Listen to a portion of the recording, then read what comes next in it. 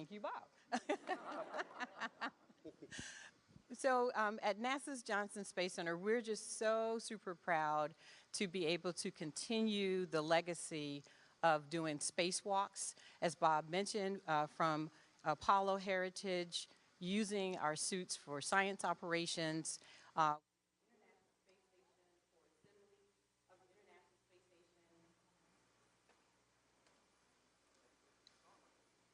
assembly of the International Space Station, and operations and maintenance that's ongoing.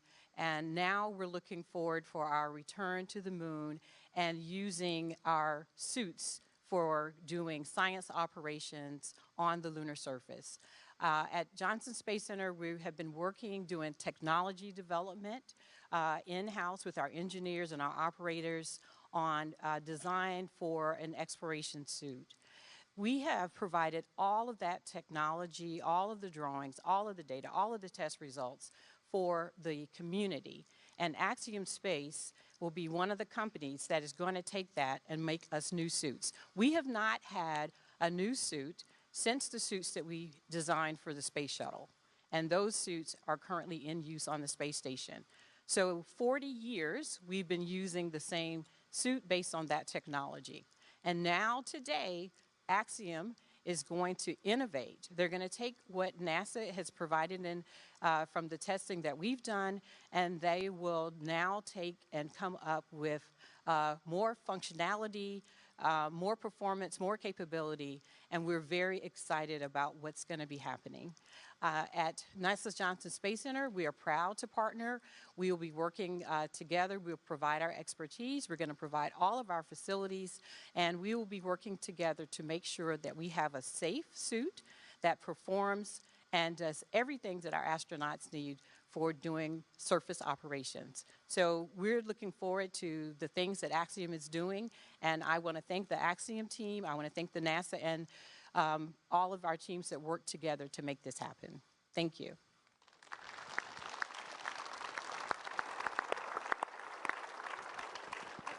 And now I'm going to turn it over to Laura. Hi, good morning. Glad to be here and to see you guys today. I am truly honored to be the manager of what Vanessa mentioned as the EVA and Human Surface Mobility Program here at Johnson Space Center. That for short means spacesuits and rovers. The spacesuits are the first part of our program that is becoming real. We've been working really hard for a few years to get everything on contract. But once that is in place and we actually have contractors selected, it's really excited to see their work coming to fruition and seeing real hardware. So this contract is a little bit different. It's similar to what we have used for commercial cargo and commercial crew, where we call it a service contract. So historically, NASA has actually owned the spacesuits. Think of it like owning your car. The way we have contracted on what we call the extravehicular activity services contract is we actually buy services from the vendor. So think of it more like a rental car. So Axiom will be providing the hardware for both training and for flight. They will bring that hardware in, and we, NASA, will utilize it and operate it on the surface of the moon for our moonwalking. So NASA will actually be in the role still of mission control and making the mission authority, mission execution decisions, but Axiom's going to be right there with us, making sure that suit is safe as we have our astronauts walking on the surface of the moon. So this suit, we have a lot of tough requirements on it, so these guys have their work cut out for them. The moon is definitely a hostile place, and the South Pole is going to really be a challenge. So a lot of thermal requirements. We are really looking for improved mobility so that our astronauts can operate more efficiently and effectively than they were able to do many years ago on Apollo. And then, of course, we have really stringent safety requirements, as Vanessa mentioned, on the suits as well. So they certainly have their work cut out for them, but we are absolutely confident that they are going to be successful. So our role as NASA is, as Vanessa said, to make sure that all of our expertise and our data and our facilities are made available to them. And then we will be in there hand in hand with them, helping make sure that they are successful, bringing all of our knowledge to the table, all of our experience, along with our friends from the crew office, just providing them our expertise and advice and guidance as they go forward. So super excited to have Mark and Russell and their team, and really looking forward to a few years from now when we see that first Axiom boot print on the moon.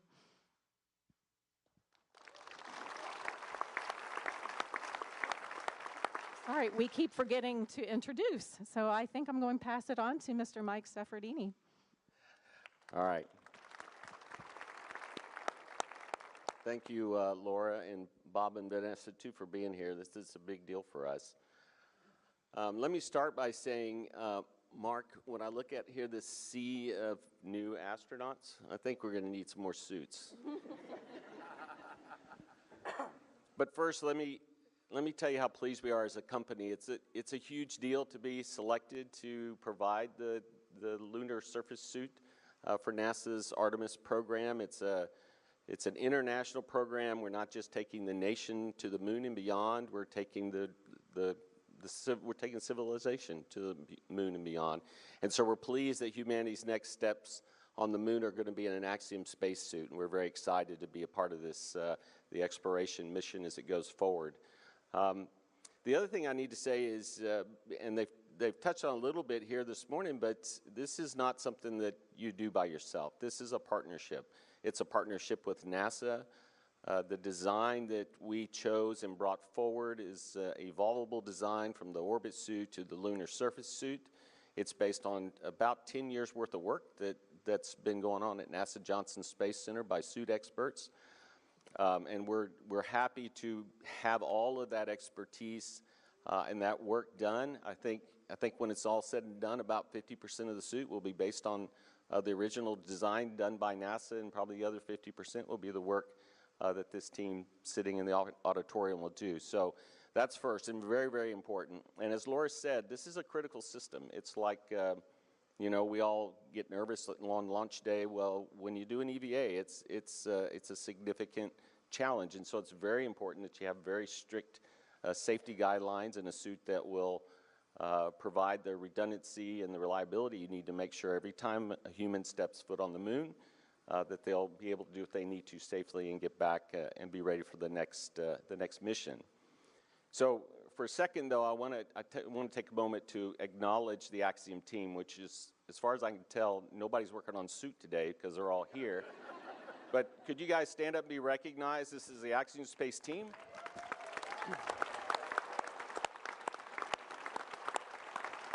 You guys are awesome. And when I say Axiom team, it's not just Axiom Space, KBR, Paragon, David Clark, let's see, APT Research, SOFIC, and Aerosciences and Technology. Did I get them all? Airlock. And Airlock. Oh, goodness gracious. Airlock. Didn't mention Paragon? I got left out IM too? All right. Sorry about that. Paragon, Intuitive Machines, and Airlock. Anyway, my point is we're a big team. We brought a lot of expertise from around the country to work together to build this suit. And it's a critical part of exploration. And we're extremely excited and proud to have been selected to go on this journey with NASA as it takes civilization beyond low Earth orbit. So with that, I think my job is to hand it off to Mark. We've been sitting here talking about all this stuff, but we have an exciting thing to show you, so Mark will get us started down the road. Go ahead. Thank you, Mike. Yeah, so a lot of hard work has been completed for the team to be here today with the spacesuit. For the last couple of years, our team has been off really focused on three things: people, processes, and facilities and equipment. Our team is comprised of many, many people from the NASA XEMU program, so they bring a lot of expertise forward. A lot of our team has worked multiple EVA programs.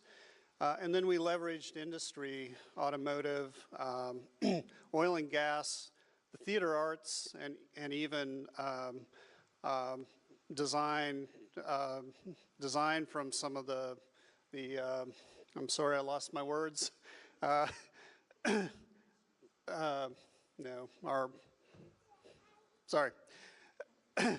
Professional clothing design. Thank you. So we have a vast base of really talented and experienced people. Our processes, you combine all that with Axiom's agile development process, and the team's able to move extremely fast. But in a very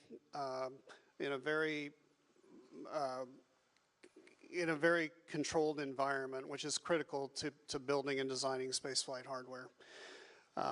You couple that with using NASA's XCMU technologies, and it just makes the team's performance even greater for success.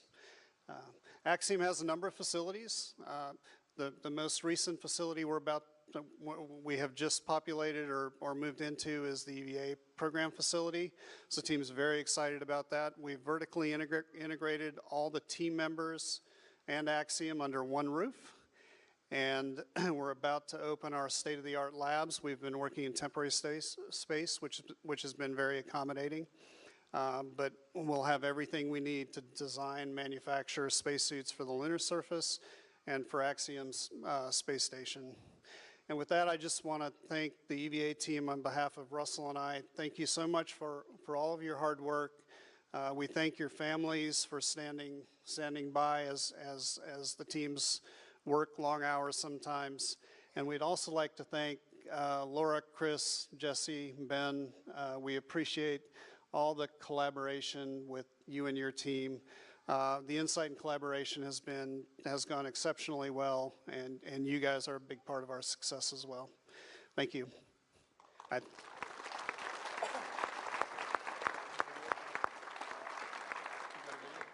I think we're going to a video now.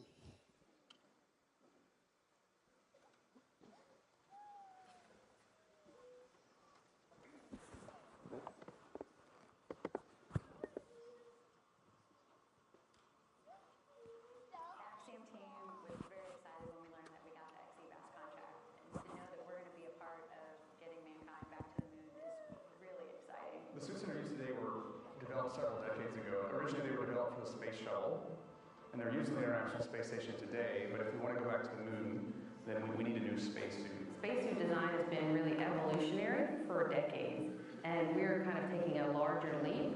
We're changing it so it's dust tolerant, so that you can walk far distances, that you can help if your fellow crew member is incapacitated, the ability to bring them back with you. So all these updates were more of a revolution than an evolution of the current design. I'm excited by some of the really new developments in technology that have been added in, and I think it's going to be a great suit. It is an unbelievable amount of effort, from seamstresses to requirement specialists to engineers, managers. You have a range of skill sets, and everyone is so proud to be doing what they're doing. It's like a little bit of each of us is going up there with the astronauts, and a little bit of our mentors, a little bit of our family. Like it's more than just ourselves, right? It's everyone before us and everyone after us. So that's, you can definitely feel it. That gives you goosebumps, right? Like that is, it hasn't sunk in yet, and I don't know if it will ever sink in. Even when it's happening and you're looking at the moon, and you're like, there's someone on the moon in an Axiom suit, like, that is the dream.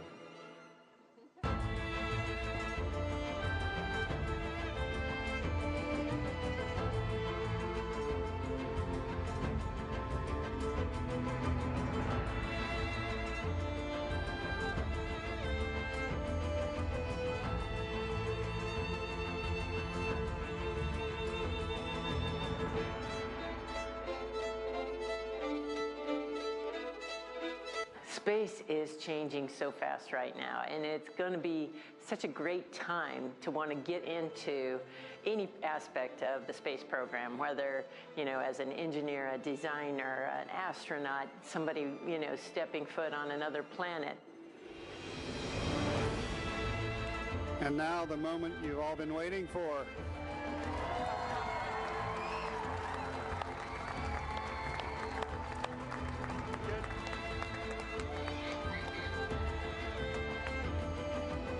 All right, good morning. My name is Russell Ralston. I'm the Deputy Program Manager of EVA at Axiom Space. In the suit here this morning is Jim Stein. Jim is an extraordinary engineer. He's our chief engineer on our team. So we gave him the honors. Yeah, go ahead. We gave Jim the honors of demonstrating the suit this morning. I'm going to give him this little walking staff here. We are in Earth gravity. We're not on the moon, if anybody doesn't know. On the moon, the gravity is about 1/6 of what it is here. So just in case Jim loses his balance, for safety reasons, want him to have that. So I'm going to talk through the suit design just very briefly. And as I do that, Jim's going to perform some different actions, mobility, to demonstrate the mobility of the suit. Before we get into that, though, I want to talk about this cover layer. So the cover layer that you see, the black, the orange, the blue, personally, I think this looks amazing. I want to thank Esther Marquise for helping us design this. Esther is a designer, a spacesuit designer on the show For All Mankind, if anyone has seen that on Apple TV+. So this suit has a lot of that worked into this.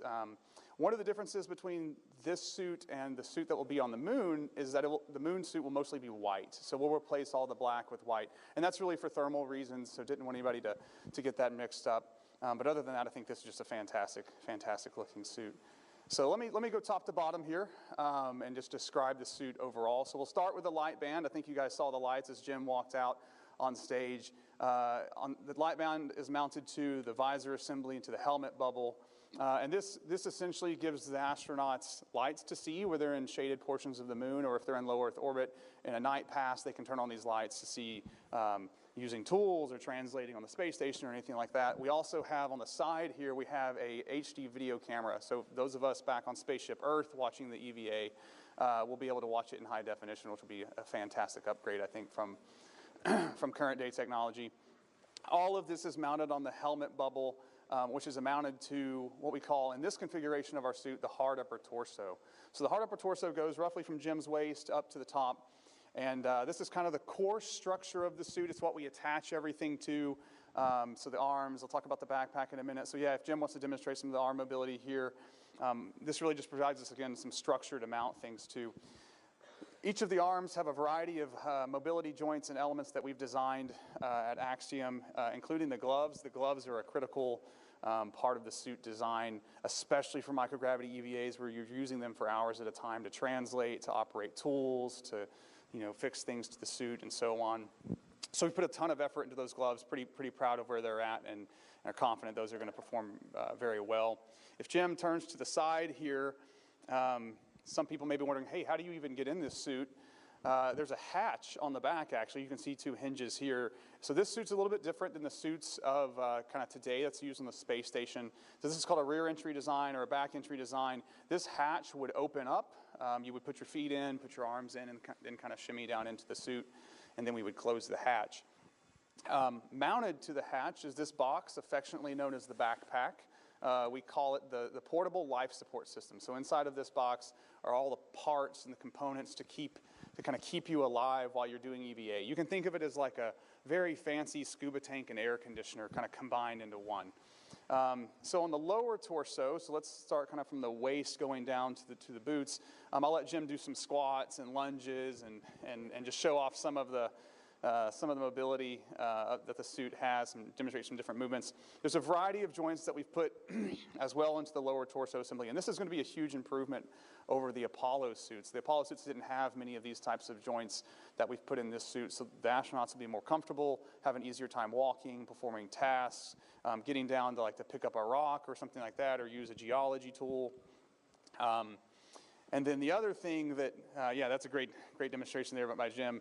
The other thing I wanted to touch on is the boots. The boots are critical part of the suit, especially for the Artemis 3 mission and missions to the South Pole of the moon.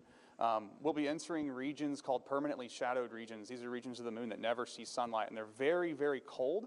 And so it's very important that we insulate the boots appropriately to keep the astronauts' feet comfortable during the EVA. That's a portion of the design. There's as Mr. Suffredini mentioned, there's many portions of this design that we've kind of adopted from XEMU and are continuing to refine. That's an excellent portion. The XEMU team did a tremendous job, and a lot of our teammates did a tremendous job designing those boots. So we're taking those forward and refining them to flight.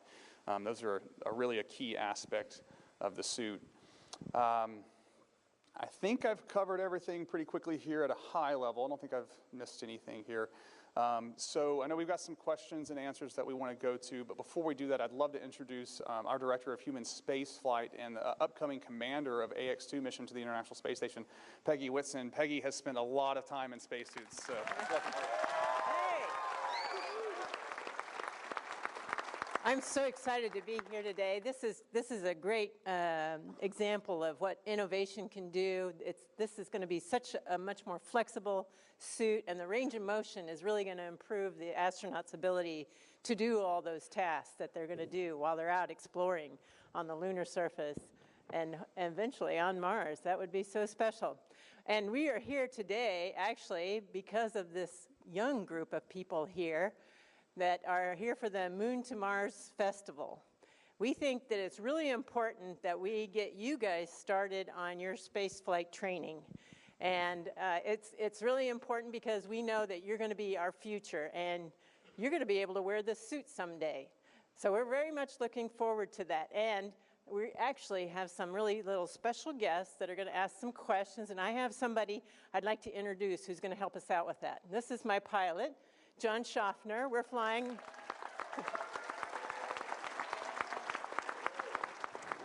We're flying on the Axiom 2 mission that's going to the International Space Station in a few months. And John is here to help me out and get some young people up here to chat with you and ask a few questions about this suit. Here we go. Well, I have the extreme pleasure of talking to myself in the past. I had an astronaut in me since I was 10. It took me a while, but because of today, the wait has been worth it to talk to some people today. First, I'd like to thank NASA and Axiom for making all of this possible in the private and commercial spaceflight endeavor. I think it's a great step, and we're going to introduce some kids to you that I think will be your future, both for Axiom, Artemis, and NASA.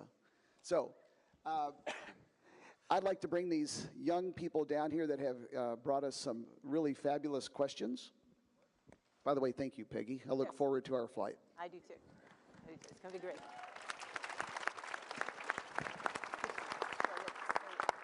Yeah. Looking good. Come on over here, hon.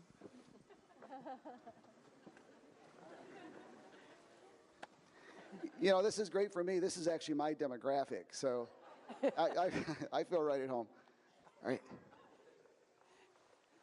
Awesome. So what do you think? That's quite a suit, right? Pretty neat, huh? Good. Now, I understand you guys have some questions. Remington, you're 8 years old. You've been thinking about space for how long? About a year. Okay. So what is your question today? Do you wear your space suit in space? Oh, is that question for me? I'll take it. Well, I won't actually wear this suit. I might sneak back tonight and slip it on. We'll see what happens. But I think this suit will look great on you. So I'm looking forward to one day seeing you in space in this very suit. Would you like that? Cool. Good morning. You're Ian, right? Okay. How old are you? I'm 5. That's awesome. So you have a question for Russell. And Russell's right back here behind us. What is your question for Russell? What's your favorite part about your spacesuit? Oh, that's a great question. You know, if you're going to walk on the moon, I think you have to do it in some pretty cool shoes. So probably the boots. I think the boots are probably my favorite part. He likes the boots. I like your shoes, by the way, today. Thank you for your question, Ian. You look good in this suit also. Hi, Charlotte. I met you a minute ago up there.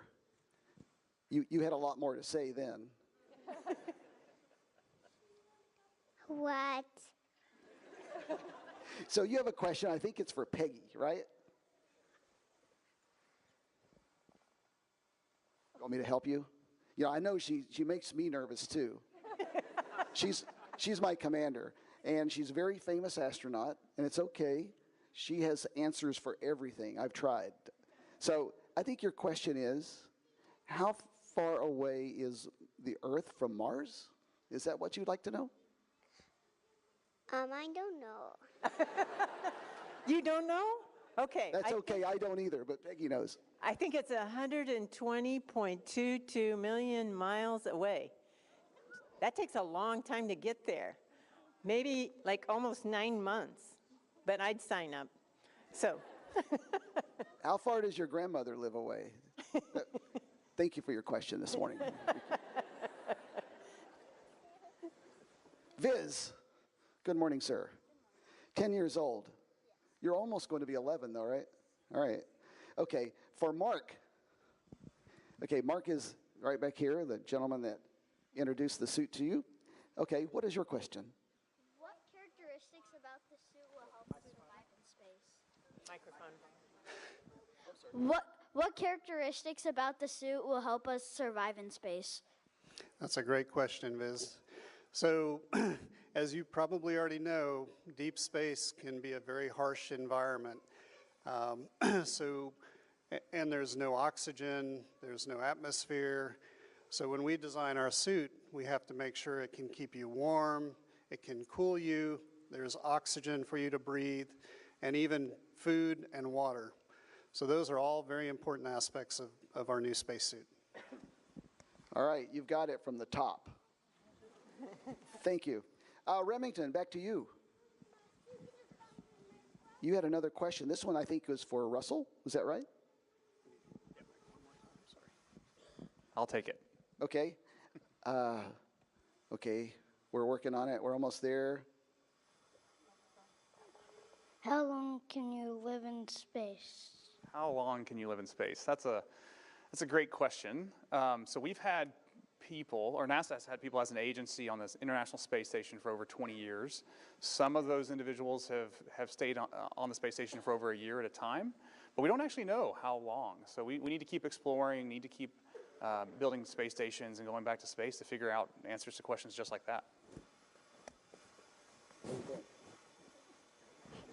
That's long enough for me. Great job. Thank you. Jane, over to you in the pink. Okay, you have a question for Peggy. I have questions for her too, but how about you first? What is your question? How many times can you go on a space mission as an astronaut? So I've been on 3 different space flights previously. They were long duration missions, and John and I are going to go on another mission together here shortly in a few months. And so that'll be 4, but I'm looking forward to any others I can get. How many times would you like to go to space? 3. Okay, we've got you down for that. Got you down for 3. Okay. Viz, last question's yours. Are you ready? Yes. Okay, this is for Bob, right behind you, Bob Cabana and Mike Suffredini, but these 2 gentlemen here. What is your question? When will we see the spacesuit on the moon? That is a great question, Vince, and NASA is working very, very hard to ensure that we keep Artemis 3 on track, and our goal is to have the first woman and next man back on the surface of the moon on Artemis 3 in 2025. And they'll be wearing an Axiom lunar surface suit. Awesome. How old will you be in 2025? Sorry? In 2025, when the suit is on the moon, yes. How old will you be? 23, 11, 12, 13. Okay, 13, awesome. The Artemis generation, thank you very much, and we'll see you guys in class.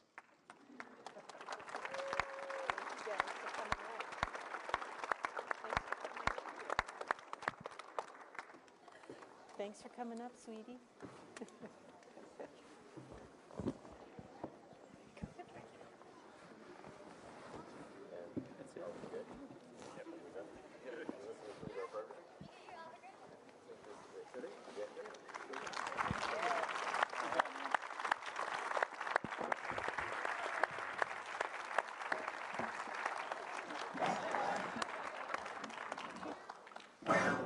Wow, that is super cool. Isn't it exciting? Let's do another round of applause for everyone. This is so exciting to be part of this.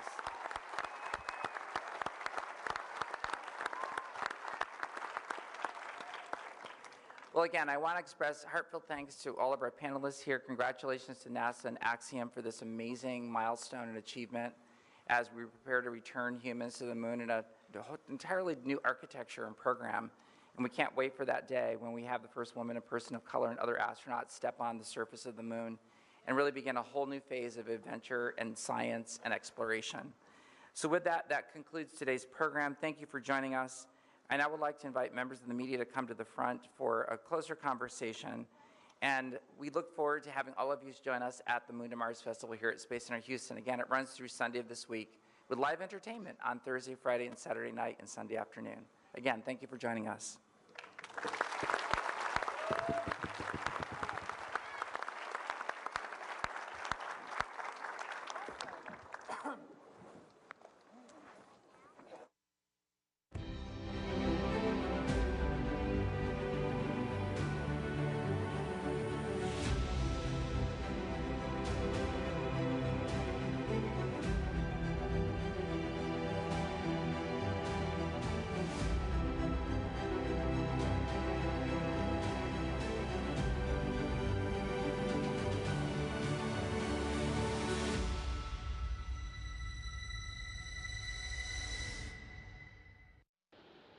And here we go. 10. Hydrogen burn-off igniters initiated. 7, 6, 5. 4-stage engine start. 3, 2, 1. Boosters in ignition. And liftoff of Artemis 1. We rise together back to the moon and beyond. And here we go. 10. Hydrogen burn-off igniters initiated. 7, 6, 5. 4-stage engine start. 3, 2, 1. Boosters in ignition. And liftoff of Artemis 1. We rise together back to the moon and beyond.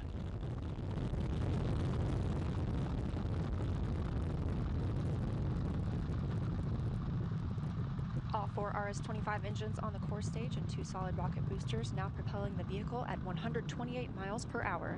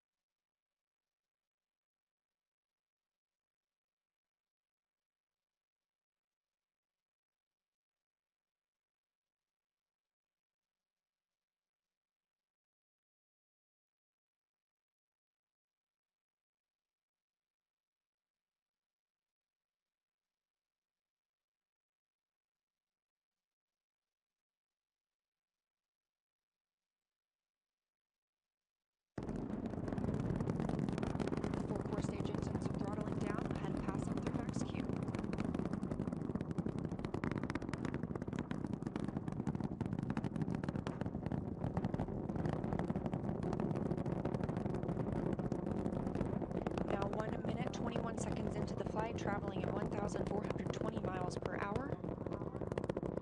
The 4 core stage engines are back at maximum thrust. The next major milestone will be for the solid rocket boosters to cut off and jettison at about 2 minutes and 11 seconds into the flight, so about 30 seconds from now. Again, quiet here in Mission Control Houston as teams continue monitoring the flight of Artemis 1. We're now 16 miles downrange from the launch pad at Kennedy Space Center, traveling over 2,800 miles per hour.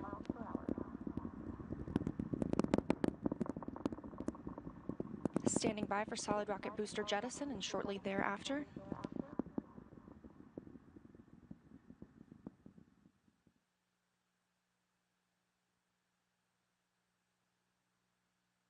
Confirmation that the solid rocket boosters have separated these 177-foot boosters. Now the core stage continues to power the flight of Orion, all 4 RS-25 engines firing, traveling over 3,400 miles per hour, 46 miles downrange.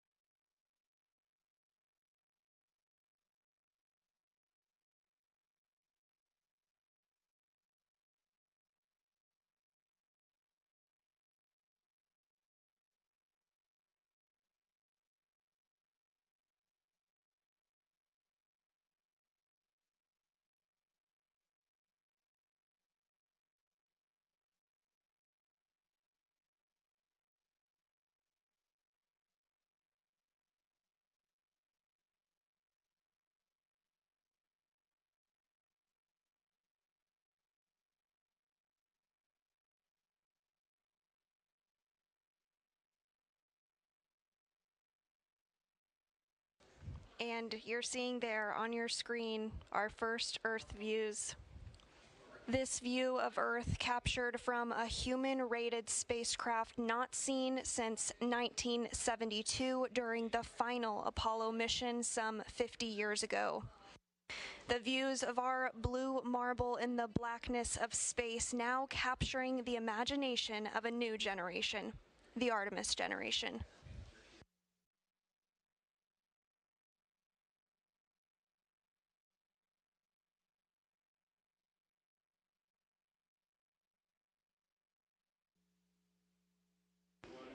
At 6:44 a.m. Central, just about 9 minutes and 30 seconds ago, commands were sent for the outbound powered flyby burn to occur with the Orbital Maneuvering System engine, or OMS engine, on board Orion, which sends Orion close enough to the lunar surface to leverage the moon's gravitational force and swing the spacecraft once around the moon toward entry into distant retrograde orbit. Following this, Orion will remain in the distant retrograde orbit for 1/2 elliptical orbit around the moon, which will last about 6 days.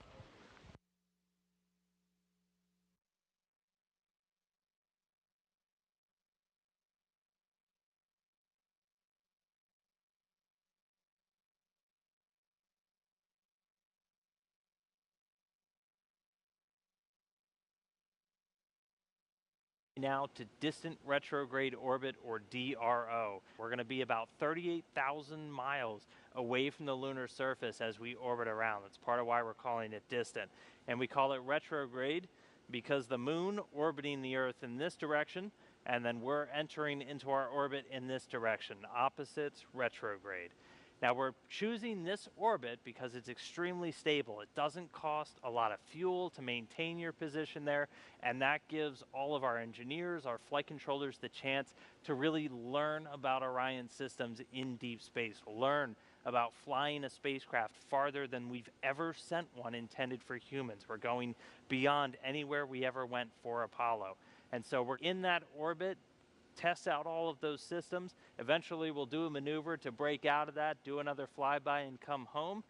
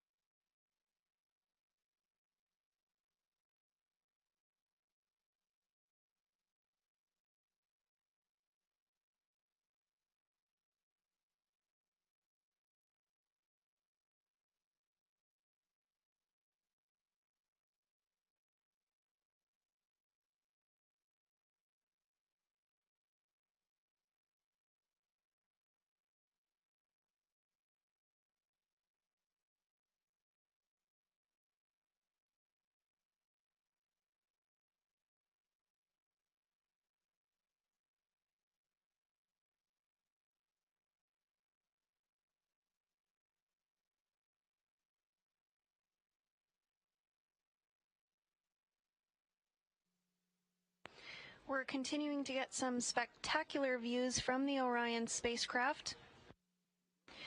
From this view, Orion is 1,277 miles above the lunar surface following its return-powered fly-by-burn, which sent it around the backside of the moon. Orion now has its sights set on home. This view is from one of the solar array wing or SAW cameras on board the vehicle. The vehicle now over 1,680 miles away from the moon. And that small sliver towards the bottom of your screen, that's here, that's home, that's us. And that is where Orion is headed next.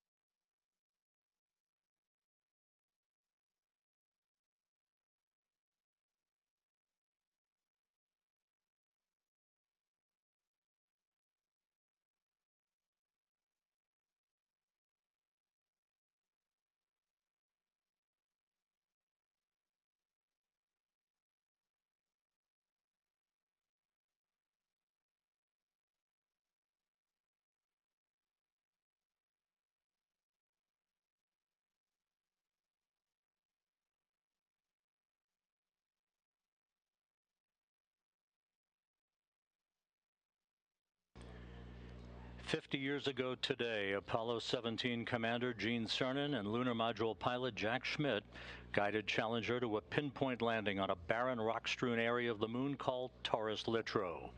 A half-century later, NASA's newest moon explorer, the Orion spacecraft, is barreling its way back home after circumnavigating the moon and beyond in an elliptical distant retrograde orbit, now less than 2 hours away from splashing down in the Pacific Ocean west of Baja, California, to complete its shakedown mission that has opened a new era of deep space exploration." Thank you, Philip. And again, a live view of Orion closing in on planet Earth, now about 11,000 miles away from Earth, as it continues a very, very precise trajectory for a splashdown that is scheduled at 11:39 and 42 seconds a.m. Central Time this morning.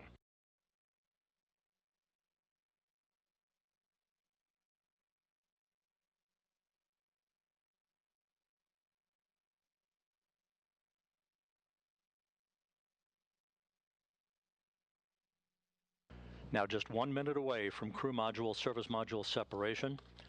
We'll be standing by for confirmation of that from the 10 seconds until SEP.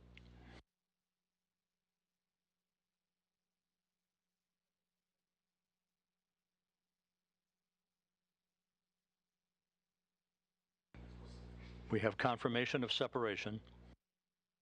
Orion flying on its own. Again, the separation occurred right on time at 11 a.m. and 11 seconds Central Time, with Orion 3,200 statute miles away from Earth. The European service module has done its job. Just 1 minute away from entry interface.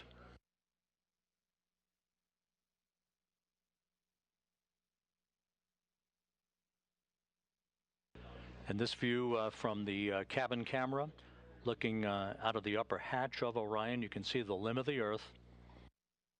We're going to be losing all of the data here shortly once we enter into the Earth's atmosphere and begin the first of the 2 blackout periods.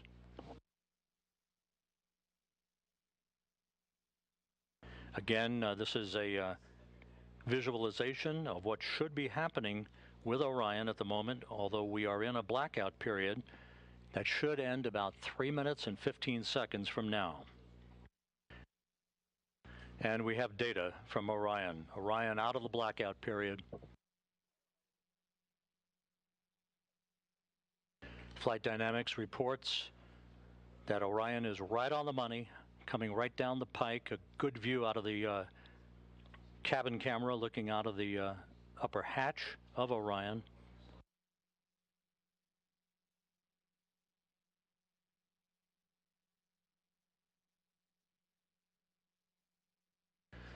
We should be performing the skip entry maneuver momentarily. Good communications established with Orion.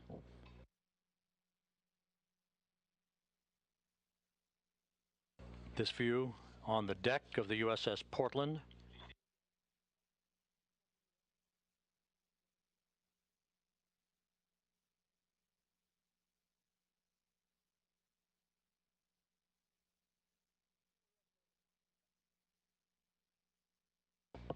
And there is a view out of the cabin camera of Orion as it continues a series of role reversals. We have data back from the spacecraft.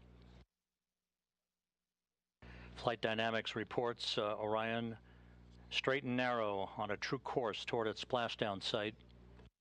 Forward bay covered jettisoning less than 3.5 minutes from now.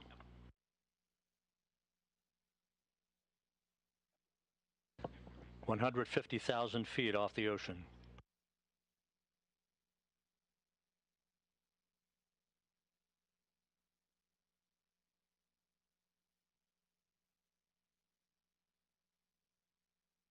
Orion now traveling at Mach 10. Orion now at 50,000 feet.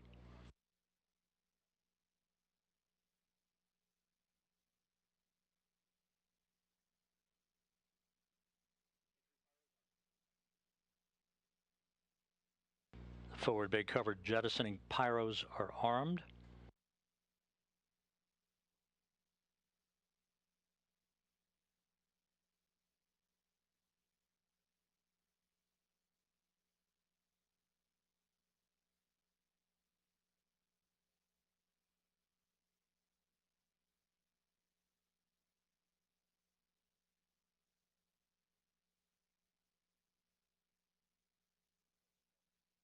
$25,000 feet.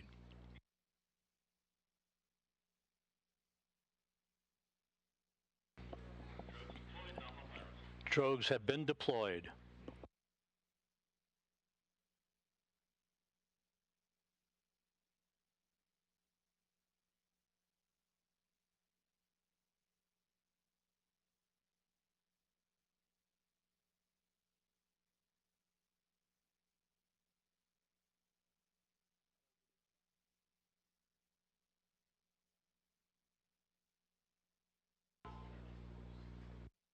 Two good drogue shoots reported by the recovery team out in the Pacific.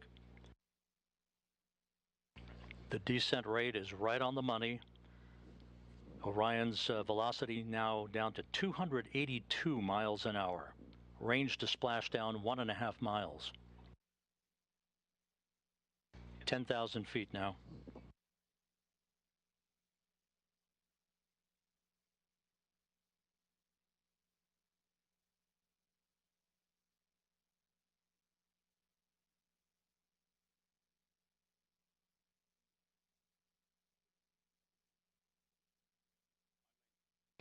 And we're on mains.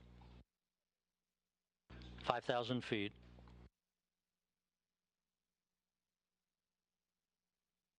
Reefing in progress.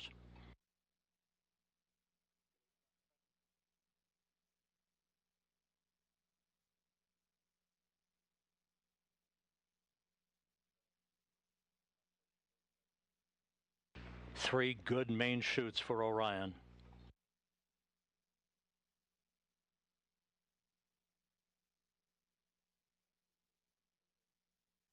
We have 3 fully inflated main chutes.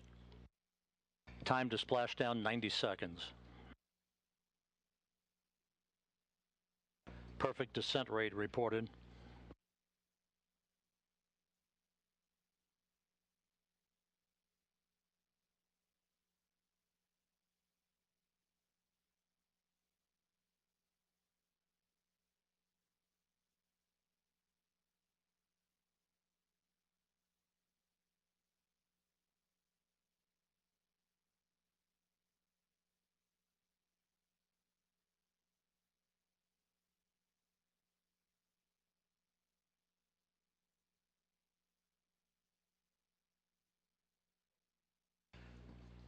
And there it is, high over the Pacific, America's new ticket to ride to the moon and beyond now in view. Orion under its chutes descending towards splashdown.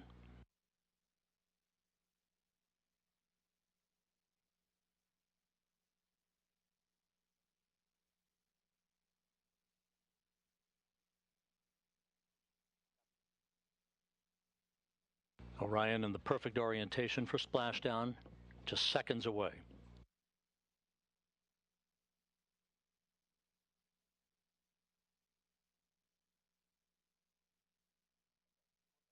(1,000 feet).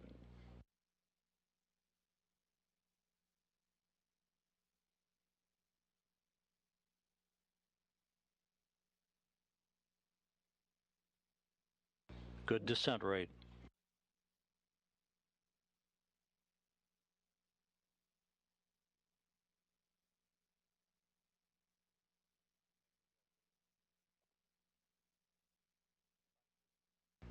(500 feet).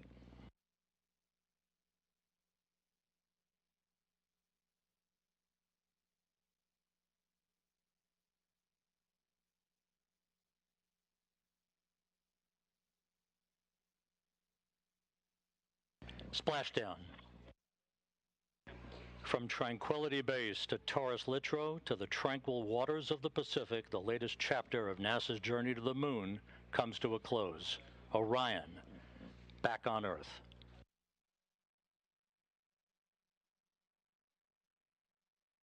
Orion is in great shape. Stable 1, just in the orientation that had been expected.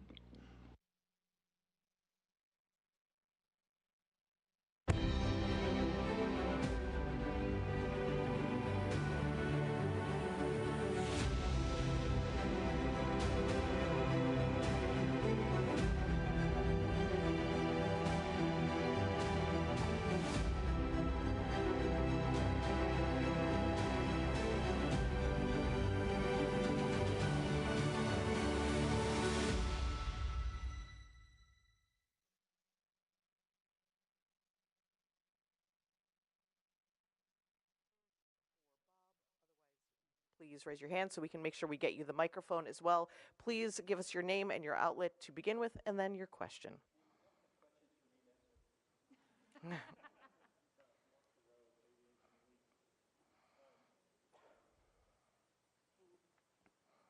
Mark Carreau, the Aviation Week.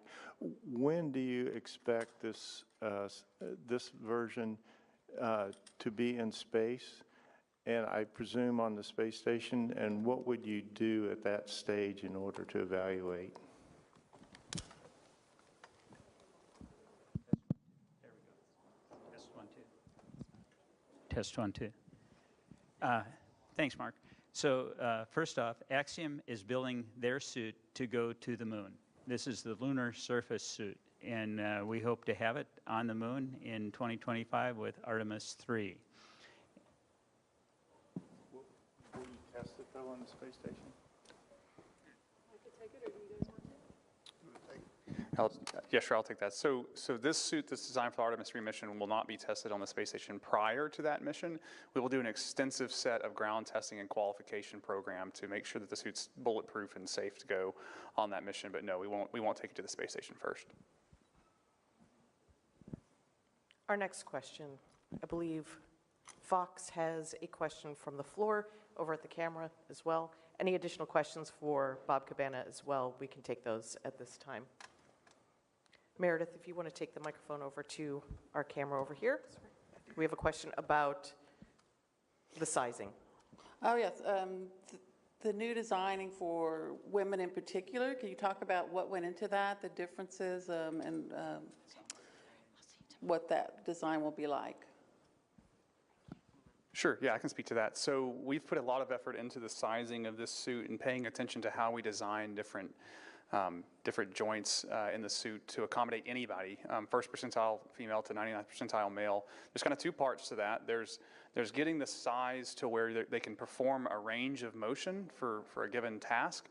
And then the second part is making sure that when they perform that range of motion, it's done in an easy way. It's not very hard where you're fighting the suit and that type of thing.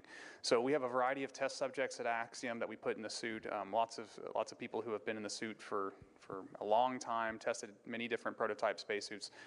We also put crew members in the suit to test this, and so we'll basically take a lot of different test subjects and crew members, put them in the suit, evaluate designs, and refine them to make sure that the suit performs well for any individual who's going to get inside the suit. So basically it's going to be this same suit, custom fit to each person, male or female, is that correct? That's close. So it's not quite custom fit. We have the capability to do that, but what this design does is essentially a kind of a macro and a micro sizing. So we have different sizes of elements that we can swap out, a medium, large, and small, if you will, for different components. But then within each of those sizes, we also have an adjustability to where we can really tailor the suit to someone's, the length of their leg or the length of their arm or things like that. So we have a lot of sizing capability to adjust the suit for their particular body. And just a little bit more of what you were expressing during the public speaking about the flexibility. You were talking about how he's able to bend up, pick the samples up, and just the improvements from the older. Sure. So I would say that both at Axiom and at NASA, there's been a tremendous amount of work that's been done in the past to improve the mobility of the suit. A lot of that was done through various prototype suits years ago through the XEMU project, and we're doing the same thing at Axiom. And so we mentioned a partnership earlier. We're really working together to find the best architecture to give the astronauts the best mobility possible for the tasks that they need to perform. And so we look at those historical designs and learn from those in the previous testing that's been completing, in addition to trying new ideas out that our team has inside the lab, testing those inside our lab or inside different environments or different facilities, that NASA has or that we have. And so essentially what you do is you look at what's been done in the past, you learn from that, and you try some new ideas, and we just kind of iteratively improve the suit over and over and over again, making tweaks here or there as we learn new lessons. Some instructions for our phone bridge friends as we move the microphone up the stairs for a question up at the top of the stairs. If you're on the phone bridge, please press *1 if you have a question, and after you are done with your questions, you can hit *2 to withdraw your hand. We have a question in the room. Sir, your name and your outlet, please. Hi, Robert Perlman with Space.com and CollectSpace. Two questions, somewhat related. Can you give an example of what was brought over from the XEMU research and what is new from the Axiom contribution? And then just in general, in terms of donning and doffing the suit, can a single individual put it on themselves? Do they need assistance like right now with the EMU? And how is it put on? How many different parts are there? Sure, yeah, great question. A couple examples of areas where we've kind of directly transferred technology from XEMU. The boots are one of those. The hard upper torso of the spacesuit, NASA put a tremendous amount of effort into designing that hard upper torso. And so we looked at that design. We've tweaked a couple minor details, but in large part, that was a direct transfer, helmet bubble.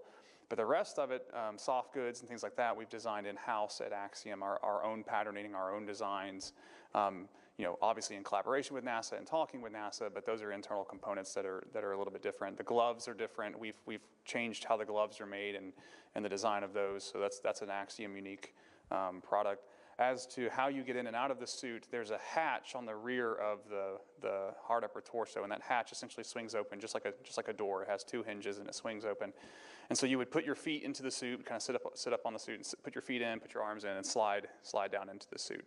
So a single person will be able to don the suit. We're currently actually putting some features in to enable that, so they can self-close the hatch and then self-index themselves inside the suit. You can think things like shoulder straps and that type of thing. So we're still working on a couple of those elements, but we've made some good progress toward them. Just to follow up, given the use of the hatch, are you envisioning this being used with a suit lock of any sort with the vehicles that are being developed?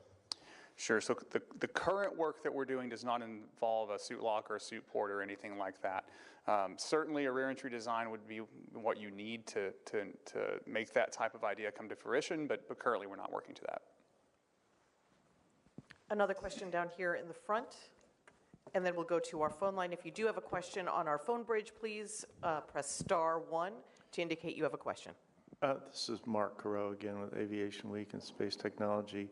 How long will an astronaut be able to function in this suit? And I'm interested in the sorts of advances that you've tried to make in mobility, dexterity, communication, and also situational awareness that the astronauts can obtain in this suit, the objectives. So I heard a couple questions there. Can you repeat your first one? I'm trying to keep track of. Well, let me skip. I think it was how long? Did you say how long they can be? Yeah, how long can they wear the suit on a mission, given, sort of estimated capability?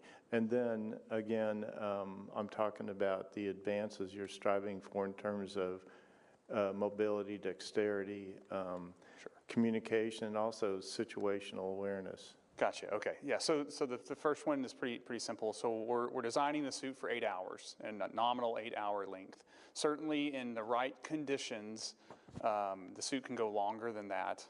But it's a step, kind of a step up from the current day spacesuits. The current day suits were designed to 6.5 hours and a lower what we call metabolic rate, basically how hard you're working in the suit.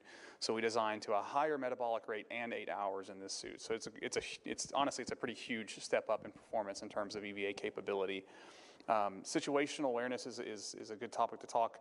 That's critical for astronauts, especially while they're EVA. This is a very dangerous operation, of course. So we've incorporated some features, and again, some of these are things that have transferred from XEMU. So if you look at the helmet bubble and the visor assembly, if you were to kind of do a side-by-side between that and the current suit, you'll notice that there's much more clear vision in this helmet bubble. The visor assembly has been kind of compacted back to the rear of the helmet bubble. That's something that XEMU worked towards, and that's something that we're kind of taking forward and refining. And what that does for you is gives you much more situational awareness, much more visibility, especially for low Earth orbit EVAs, where if you're translating and you're kind of looking up, your view isn't blocked by the visor itself, so you're having to move your head more or move the suit more. So it makes translation in a microgravity environment more intuitive. Any additional questions in the room? Once again, we're going to go to the phone bridge, *1 to indicate that you have a question. At this time, we don't have any questions on the phone bridge, so I'm going to move on to Fox 26 in the front row. This is just kind of a basic question for the purpose of my story for the audience. If anyone wants to speak about the partnership between NASA and commercial in general and the benefits of this in a situation such as what we're witnessing today. Yeah, I can take that one. So again, we talked about earlier this morning that this is under a service contract. And so Axiom retains ownership of the hardware. And again, we are working in collaboration to develop the suit to make sure that it does meet the NASA requirements. But outside of that, we actually encourage Axiom and any ex-EVAS contract vendor to go out and look for other commercial customers that can use this suit. And what that does at the end of the day is reduce the cost to the government as we can cost share across other customers that they have. And there's a question behind. I'm sorry, go ahead. Go ahead. And so I would just add that because Axiom is building a commercial space station, We also need an EVA capability. So, so it fits really, really well with our business model, and we're building suits for both NASA, for Artemis, and then for Axiom, for EVAs, yes. There's a question behind you. Hi, David Phillip with the Associated Press. I just want to know what's different between the outer layer and the underneath layer? I mean, is it just color, and what kind of design differences? Yeah, great question. So there's actually a lot of layers to the spacesuit. In general, you have an inner layer that's we call it the bladder layer, and that's what holds the air inside the spacesuit, okay? So you can think of it like a balloon almost. Outside of that is what's called a restraint layer, and that layer holds the shape of the balloon so that it holds the air pressure and kind of takes the load of all the inflating the suit. Then from there you have essentially an insulation layer that's actually made up of a bunch of different layers on top of that. So that's one of the differences that you won't see on this suit. This suit does have the same bladder layer and restraint layer, but the insulation layer is different. So this is what we would call a cover garment that we use to protect the inner layers of the suit during ground testing or training or things like that. For space flight, we need to protect the astronaut from the thermal environment of space, and so the insulation layer really helps protect against the sun rays and UV light and things like that. So there's a variety of materials that we use inside of that layer to do that job. And then for the Artemis 3 mission, we're also doing some proprietary things to that layer to help with dust, because dust is going to be a huge problem when we go back to the moon. Excellent. We have 9 questions on the phone bridge, and we have one more in the room, so I'm going to go to the phone bridge. I'm going to start with Alicia Saws from Mashable. We're going to unmute your line, and you may ask your question at this time.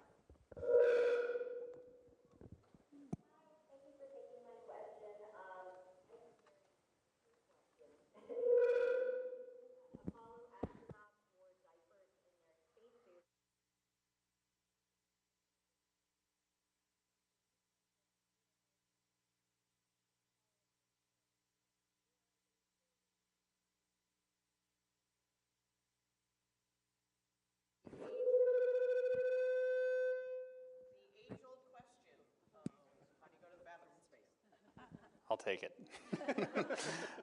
That's a great question. This is probably an area where I might say, if it's not broke, don't fix it. So, yeah, we're still using diapers in the spacesuit. They're just honestly a very effective solution. Sometimes simplicity is best, and this is one of those cases. So yes, today's suits currently use diapers, and we're envisioning the same for the future. Okay. Moving on to the Houston Business Journal and Jishun.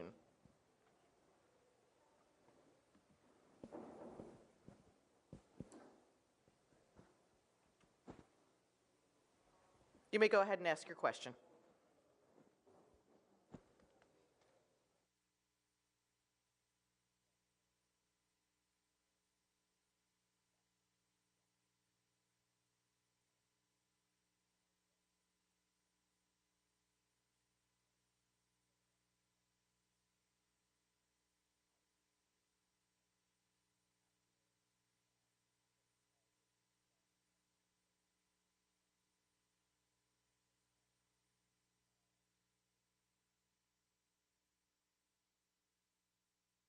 I think the question was, how are we incorporating new technologies from previous research into this suit? That's at least what I heard.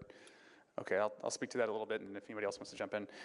Yeah, great question. So there's been a lot of research and development that's gone on, both in the private industry, but also especially inside the government as well, through the XEMU project and then projects that preceded it.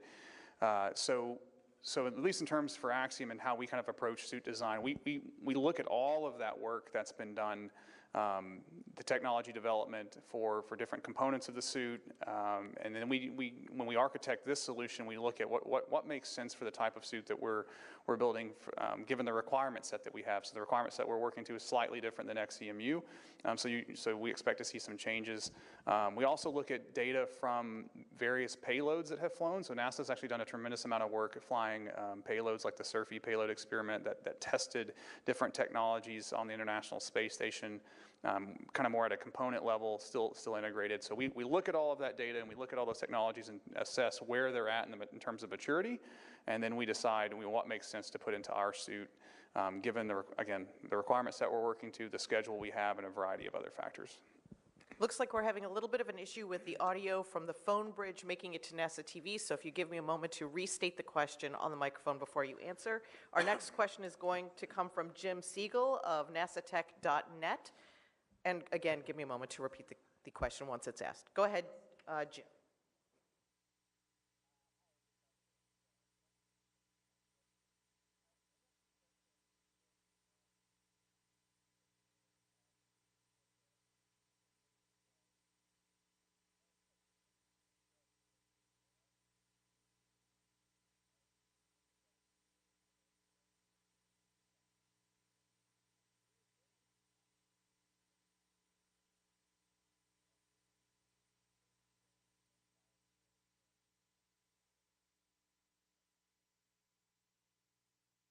Must be a rocky place full of sharp edges. Are there any advancements in tear-resistant technology that this suit has over the Apollo era? Sure. Great question. So yes, you're correct. The lunar regolith, the rocks, things like that, they are very, very sharp. And so obviously when you're walking around in an inflatable suit, these are things you pay attention to. I talked a little bit before about the insulation layer of the suit. The very outer layer of that suit is comprised of a number of different fabrics, and many of those are specifically designed to prevent puncture, tear. They're tear resistant, prevent scuffing and things like that.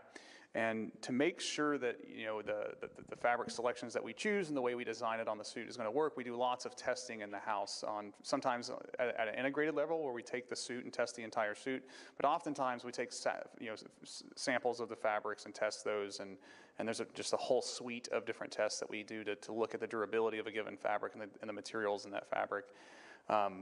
That's one of the major ways you kind of work against the risk of getting a puncture or a tear or something like that from the lunar surface or any other. The same thing applies on LEO as well, the low Earth orbit. Great. Our next question comes from Chris Davenport.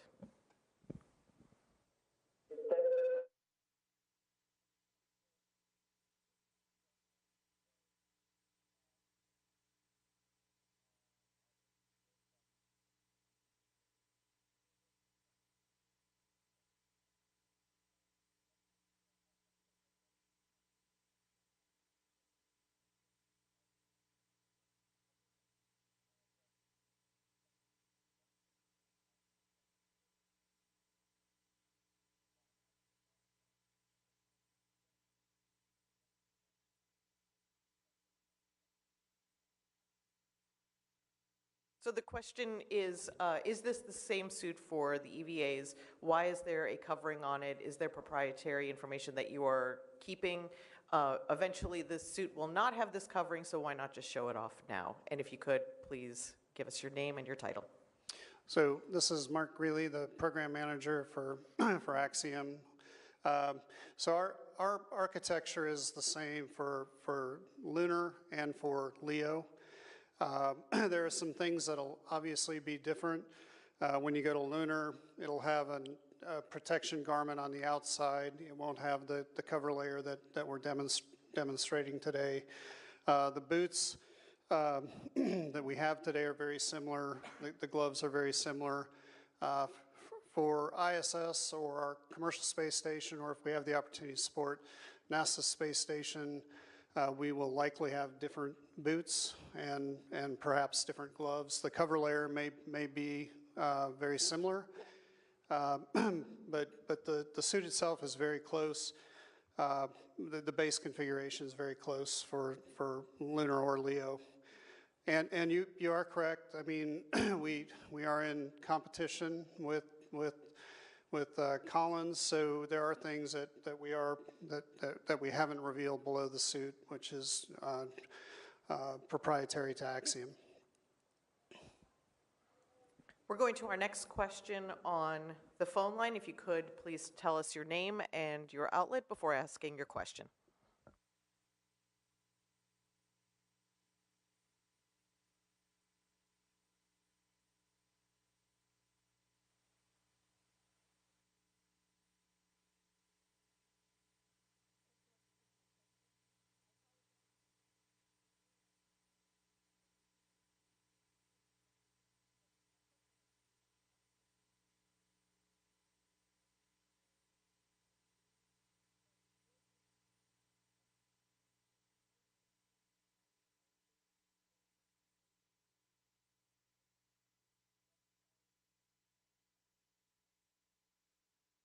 is how are you mitigating dust? Will you be packing extra when we go to the moon? And please acknowledge who you are. Sure. So this is Russell Ralston, Deputy EVA Program Manager at Axiom Space. Excuse me. Great question. So yeah, dust is going to be a pretty tricky problem to deal with on the lunar surface. So we attack it in a couple of different ways, and I'll try to give you the best answer I can while still acknowledging we are in competition. So when we look at the way we design the suit, we look at a couple of different ways to tackle dust. One approach is to prevent dust from coming onto the suit. So looking at different treatments or things that we can do to the suit to prevent dust from adhering to the suit in the first place. That being said, we know it's going to adhere to certain areas, and so what we do then is we look at how can we keep that dust from then liberating off the suit once it comes back into the lander. Because as long as it stays on the suit, it's fine. It's not a hazard to health or things like that.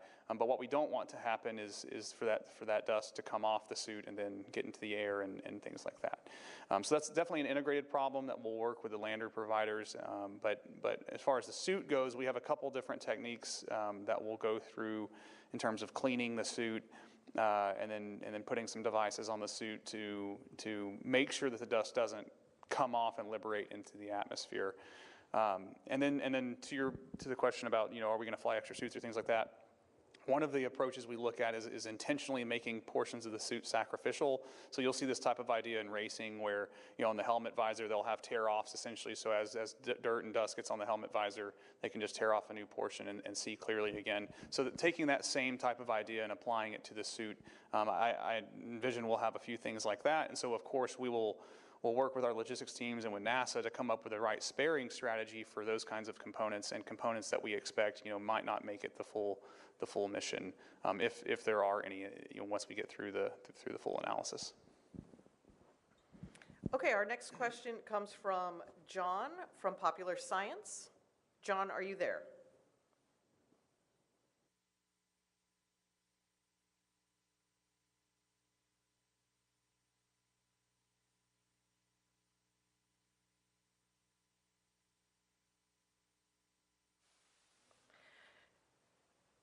Can we go to John?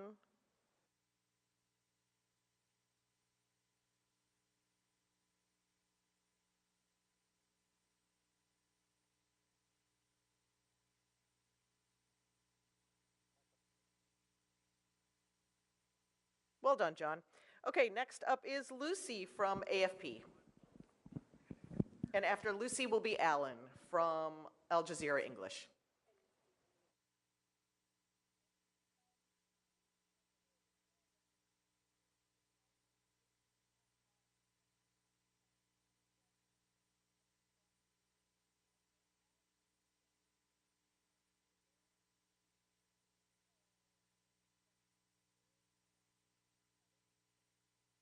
A bit about the fabrics, please. Can you hear me? Okay, good. All right, so yeah, this is Russell Ralston, EVA Deputy Program Manager at Axiom Space. So you're correct, the temperature environment on the lunar surface is a pretty extreme environment. It goes from several hundred degrees positive Fahrenheit to, in the shade, several hundred degrees negative in the Fahrenheit range. And so as you walk in between those environments on the surface, you're dealing with large temperature swings. And so we do have to select, I think your question's correct.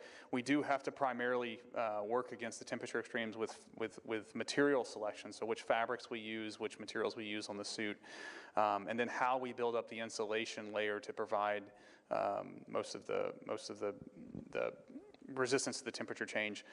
Fortunately, most of that, hopefully this isn't too technical, most of that heat transfer is radiation, so our insulation is really targeted against radiative transfer, except for the boots. And so earlier I was talking about how it's really important on the boots that we design those in such a way, because your feet are kind of constantly in contact with the surface, or if you kneel down and your knees inside your suit touching the surface, there's some insulating materials that we're applying in different areas to help prevent the crew member's skin from becoming too cold or too hot or things like that. So it really does come down to material selection and the fabrics that we're using on our suit for the actual insulation layer help address that particular concern, both for the cold and for the hot.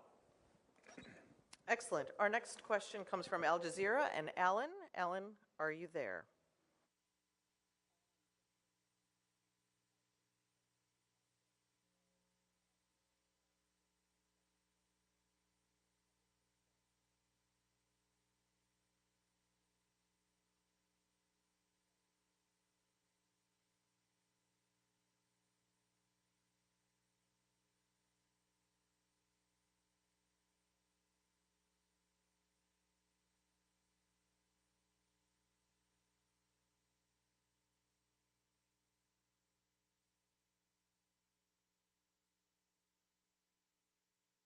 So what is revolutionary about this suit, and what can we use from the suit design and product that could be used on Earth for healthcare workers or first responders or people in cold climates?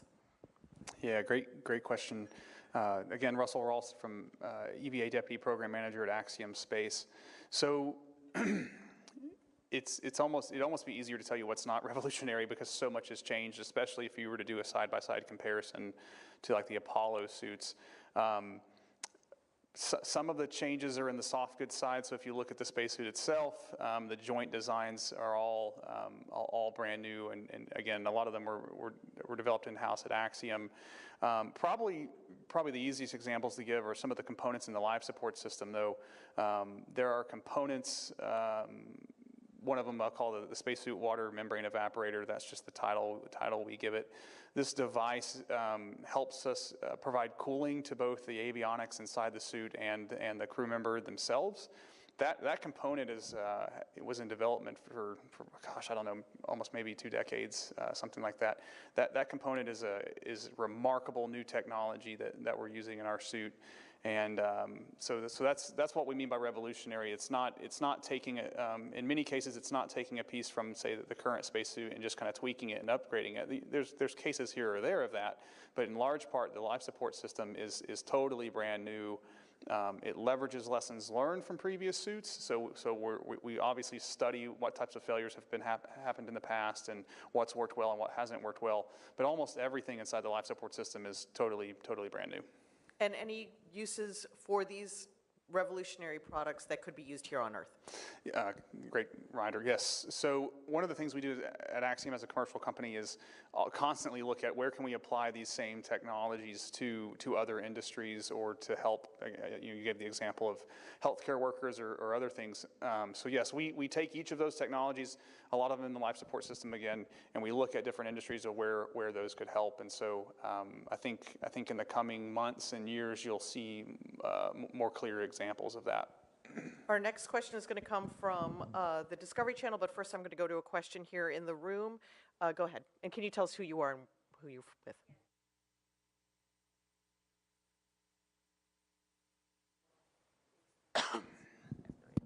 There we go.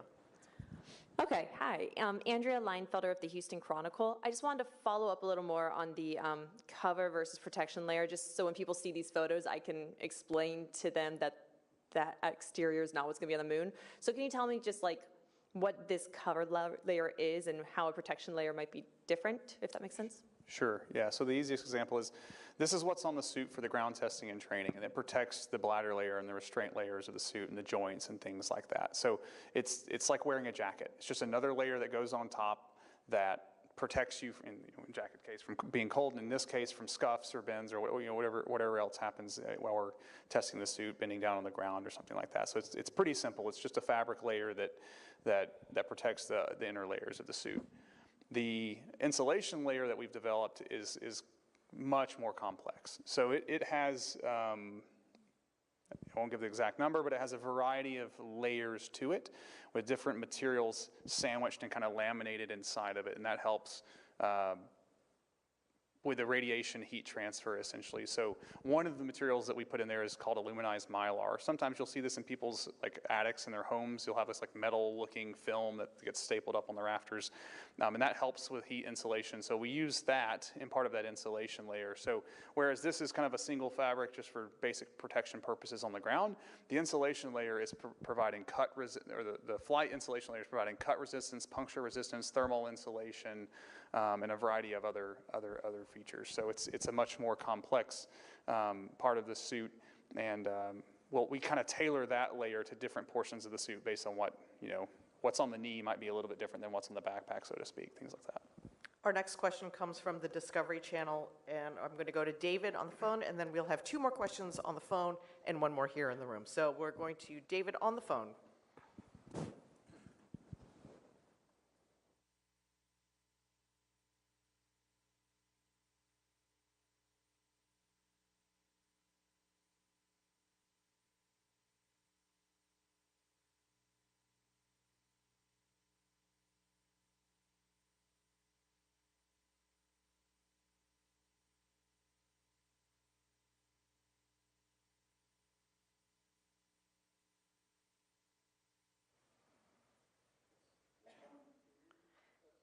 It always takes a moment.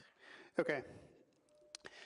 Mark Greeley, Axiom EVA Program Manager.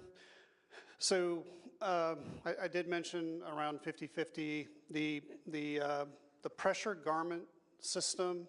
The entire soft suit is an Axiom design. The gloves are an Axiom design. And then there are some other components that are beneath the cover layer that are really proprietary to Axiom that we've changed based on trade studies. In many cases, as we've talked today, we use NASA's technologies. And if there are areas where the technology wasn't fully mature, we iterate on it and try to bring it to completion in terms of maturity so we can use it on the suit. Okay, and our last question, I believe, from the room.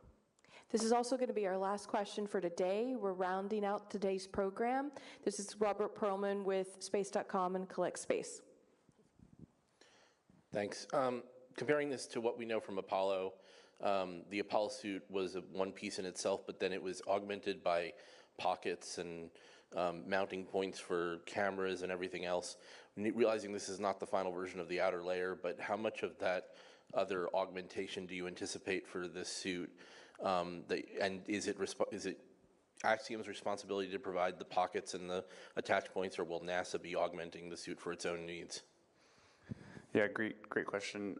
So we'll provide, I'll answer the last part first. So we'll provide everything, the whole suit, EVA tools for the lunar surface, and everything that goes with it. So yeah, we do have the insulation layer design with different pockets, things that we call kind of multi-purpose attachment points that can be used for crew rescue if needed, or other things like that, carrying tools and things like, and other devices if they have a payload they need to take out or something like that. So you'll see a lot of features when we reveal that particular flight outer layer that is included in our part of the design of the suit. So we'll have 100% design influence on that, and obviously working with NASA and provide that to them. And one quick follow-up, if I can. Similarly, with the visor, do you anticipate, are we going to see another gold visor like we did on Apollo, or because we're going to the South Pole, is clarity more of a priority? Yeah, good question. We'll still have a visor that provides UV protection to the eyes. There's still portions of sunlight on the South Pole, so anytime you're in that, we'll probably have that down. In addition to hard visors, just like in your car, right? So if the sun's just bothering your eyes, you can put those visors down and block that temporarily if you want to. If there are additional questions, you can always reach out to Axiom Space at media@axiomspace.com. Thank you for joining us. Thank you for sharing your wonderful questions, and thank you to the entire team, and congratulations. Thanks so much.